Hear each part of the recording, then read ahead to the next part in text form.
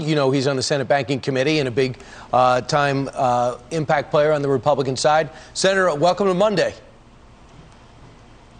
Good morning, Brian. All right, so we know about, and we'll put these up on the screen, how many executive orders Joe Biden did in his first 10 days in office. But he's not going to stop there, apparently.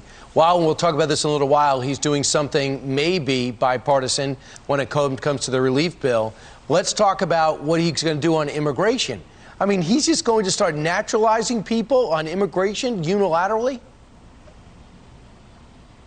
Yeah, Brian, of all the executive orders that the president has signed in his first few days in office, I think the ones that impact jobs are probably the worst. I mean, we all saw what he did on the Keystone Pipeline that cost more than 10,000 high-paying, good, blue-collar union jobs. But these immigration orders are going to have an even more sweeping effect. At a time when 10 million Americans are still out of work or struggling to get the hours they need, Joe Biden, through his legislation, wants to give amnesty to 15 million illegal immigrants.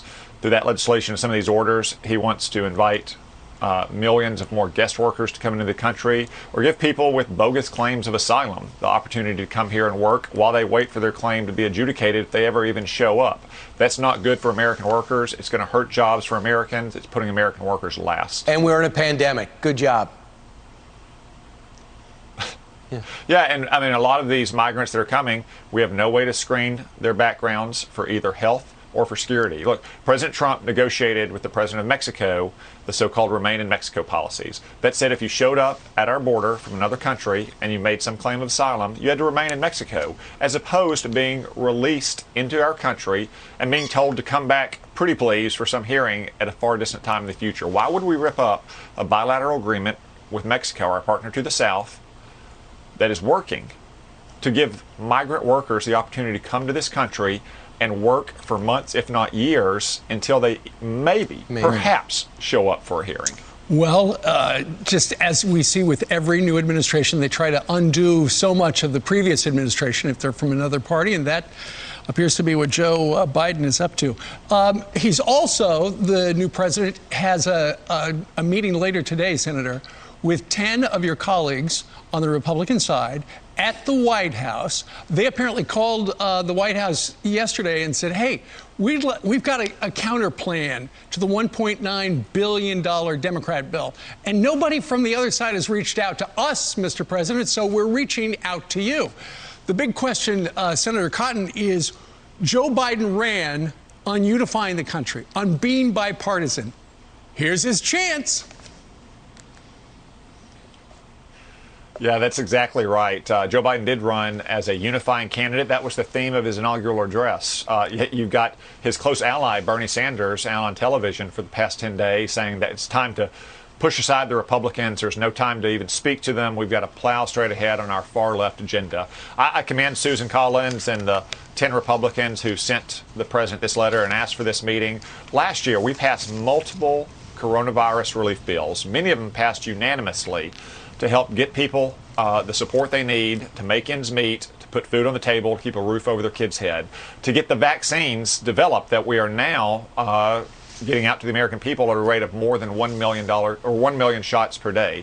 That was all done on a bipartisan basis last year. There's no reason why Joe Biden can't work with Republicans in Congress for bipartisan legislation if he's willing to push Bernie Sanders to the side and work with Republican senators, Republican congressmen. Right. Joe Biden, President Biden, has invited those 10 to come to the White House. They're going to sit down together and hopefully come up with a bipartisan plan. But Bernie Sanders says he's all for bipartisan, but it's more important to get this amount of money. It's $1.9 trillion. Listen to this.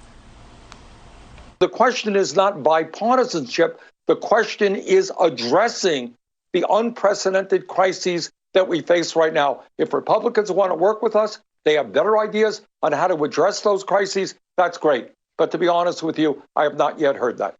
Does your party have the votes to pass the relief package through the reconciliation process if you decide to go that route?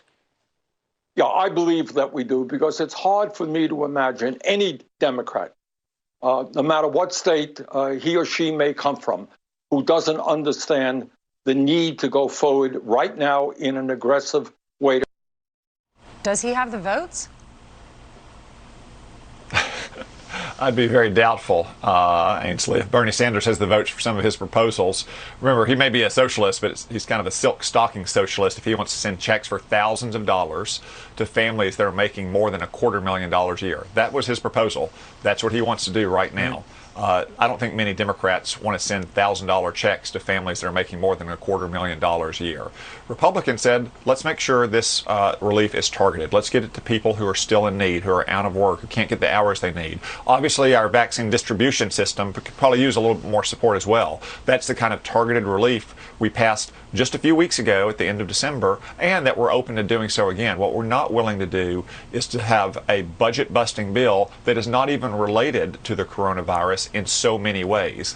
We need to stay focused on the needs of the American people and keep those relief programs tightly tailored to those needs. Yeah, you didn't hear any big rush for Bernie Sanders over the summer and through the fall. He's got to quickly pass the bill. You didn't hear that. You didn't hear it from Nancy Pelosi, but now they're in a massive rush because time's a wasting. Meanwhile, we already spent $4 trillion, but they forget to add that in. Let's talk a little bit of Iran. This man got arrested for acting as an agent of Iran and pushing propaganda. He previously penned a New York Times, you're familiar with this, you know this process, editorial piece about this and put the staff in an uproar. Here's a quote from it, from Assistant AG, his name is Afsharabi. He said, for over a decade, Kaveh Afsharabi pitched himself to Congress, journalists, and the American public as a neutral, objective expert on Iran. However, all the while, he was actually a secret employee of the government of Iran and the permanent mission of the Islamic Republic of Iran to the United Nations, who is being paid to spread their propaganda. This is hiding in full view. Yeah, Brian. First off, we have way too many unregistered agents of foreign governments in our country who are doing things exactly like this, writing op-eds, going on TV, lobbying Congress. I'm glad the Department of Justice is continuing to focus on this problem, whether it's Iran, China, or any other country. But second, let's remember what the New York Times did last year when I published an op-ed saying that we should send in the troops if necessary to restore order. Within a couple days, had a meltdown in their newsroom. They put an editor's note on my op-ed, even though they couldn't cite a single factual error, and I was supported by the majority of the American people. And over the last few weeks, I've been supported by a lot of liberals when I said the same thing about the violence at our Capitol. So that op-ed got an editor's note within 2 days. I think it's been something like 8 years now, and this alleged spy for Iran's op-ed still doesn't have an editor's note at the New York Times. So it just goes to show you what the sensibility of the New York Times editorial board is. I think we kind of had that idea. All right, Senator, thank you very much for joining us on this snow day. Yeah, thank you all. Everybody stay safe out there. You too. Indeed. All right.